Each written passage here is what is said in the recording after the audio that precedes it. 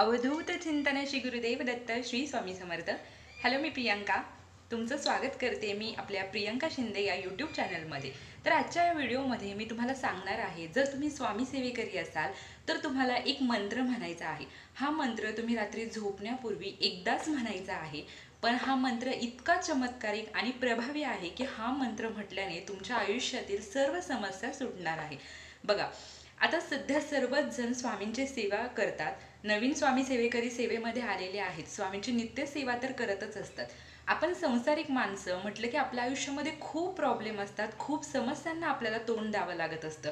कधी कोणाची इच्छा पूर्ण होत नाही, कोणावर कसलं संकट असतं, कोणी आजारी असतं, कोणाची एखादी मनोकामना असते की ती खूप दिवसांपासून चालू असते, त्याच्यासाठी आपण खूप उपाय सेवा करतो पण तरी सुद्धा ती पूर्ण होत नाही।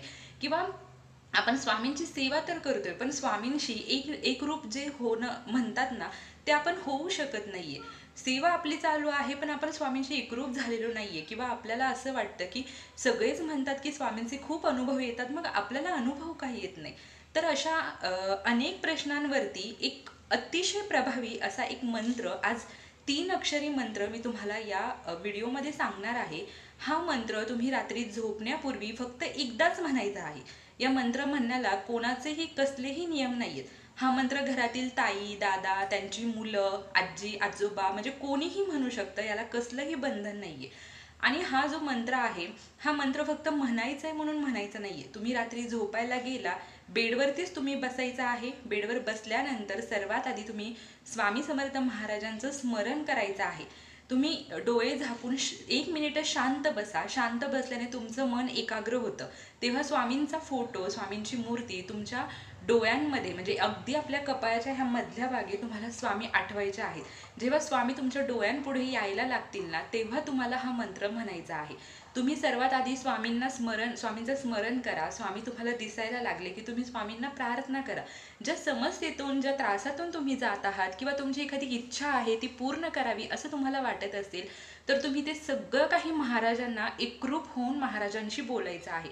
फक्त म्हणायचंय म्हणून मंत्र म्हणू नका। त्या मंत्रामध्ये अगदी श्रद्धा असायला हवी, तुमचा महाराजांवर विश्वास, संयम असायला हवा, तेव्हाच त्या मंत्राचा तुम्हाला अनुभव येणार आहे।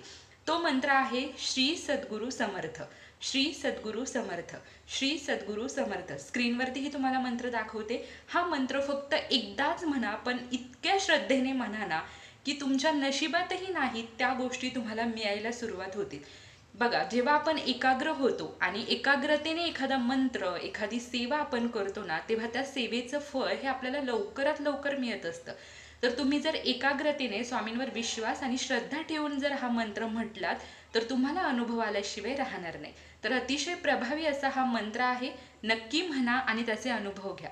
तुम्हाला माहिती आवडली असेल तर चॅनलला नक्की सबस्क्राईब करा, व्हिडिओ जास्तीत जास्त शेअर करा, कमेंटमध्ये श्री स्वामी समर्थ लिहायला विसरू नका। Shri Swami Samarth, bless you all.